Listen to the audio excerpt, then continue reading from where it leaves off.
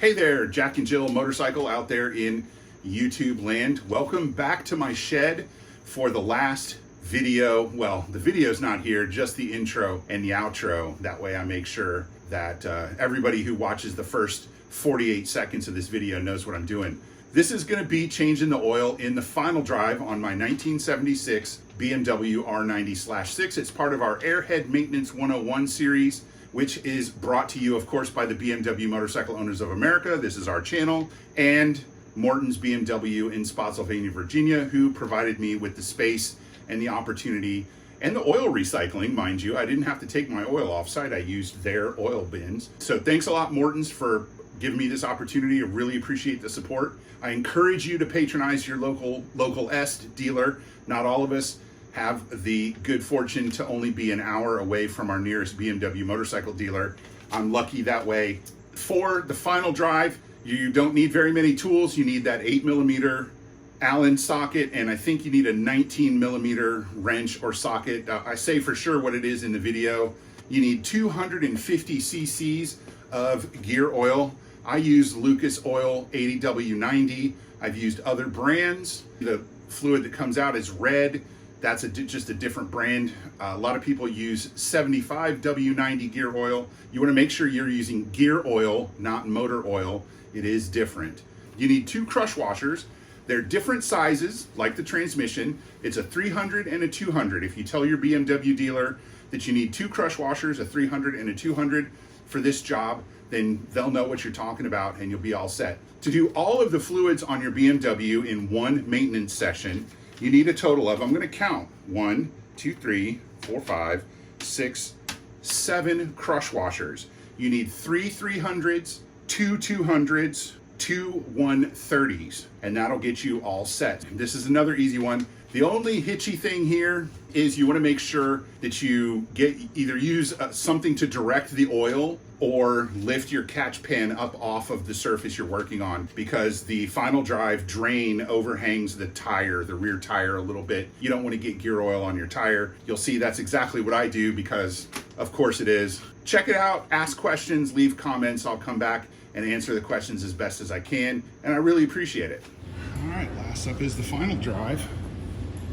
Here's the fill, and the drain is down here. So we'll take the fill out first. After you've been doing this a while, your fingers get greasy and it's hard to pull sockets off of things.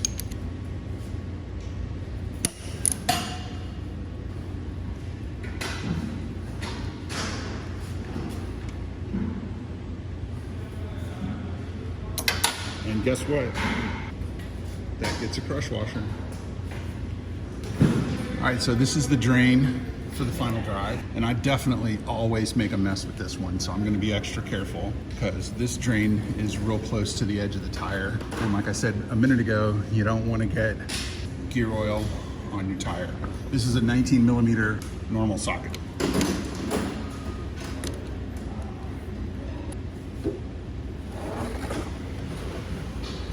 I'm gonna hold it up a little bit. I gotta get the crush washer loose. I'll do that with my handy dandy crush washer tool. There we go. And this probably ought to be red too.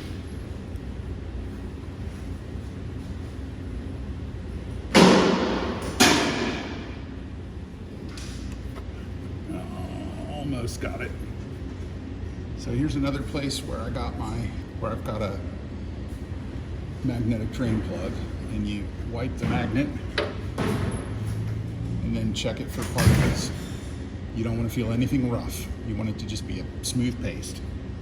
I got a lot of oil on there, all over the tire. It's good stuff. Way to go, Wes.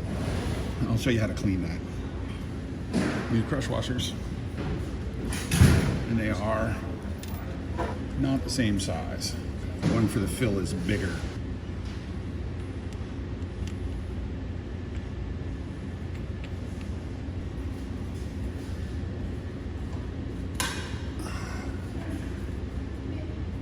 We're going to do that one first. Final drive drain is 23 Newton meters.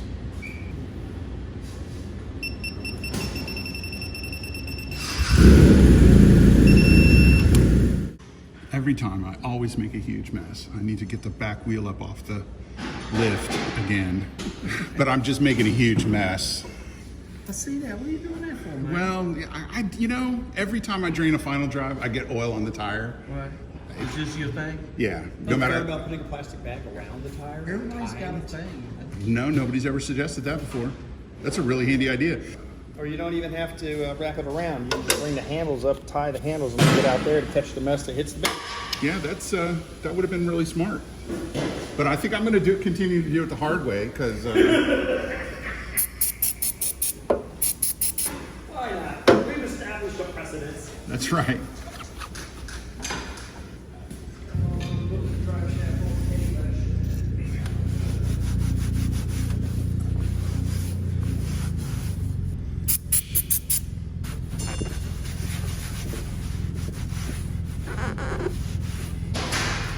There, that's pretty good. Now that won't be so treacherous. But now I gotta go get the right crush washer for this fill plug. According to Pat at the parts counter, that crush washer is a 300, so remember that. We're gonna fill that up with final drive, 250 cc's of oil, and then we're gonna torque that fill to 30 Newton meter. I already used a whole quart of this, which is why you gotta buy two.